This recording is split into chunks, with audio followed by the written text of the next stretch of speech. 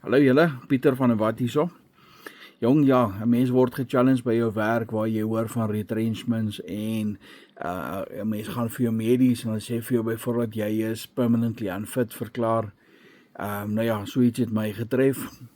So 'n mens word in die gesig gevat en jy word gesê jy kan nie meer doen wat jy gedoen het nie.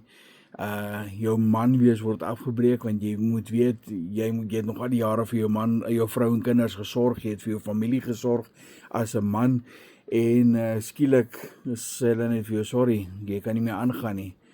So ja, mens word teruggepluk en 'n mens begin kyk nou watter rigting nou. Jy het hierdie ding gedoen vir 30 jaar wat jy in 'n rigting gewerk het en skielik moet jy 'n nuwe rigting kry.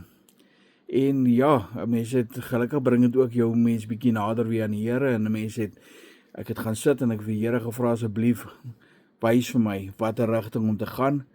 En net na 'n paar dae wat ons regtig gesit het en gebid het, vir die Here gevra het hierdie digital marketing video's vir my opgekom en dit het my aangeraak en ek het begin kyk en 'n bietjie begin ondersoek instel.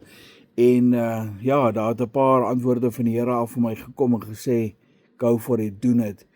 En ek glo die Here praat met my daardeur. So ja, ek het ingekoop. 'n Mens was maar 'n bietjie bang, bietjie skepties. Maar ja, dit is 'n nuwe era, dit is 'n nuwe begin. Ek voel opgewonde, bang en opgewonde selfdertyd, maar ek weet dit gaan werk vir my. So ja, kom ons werk aan julle mense.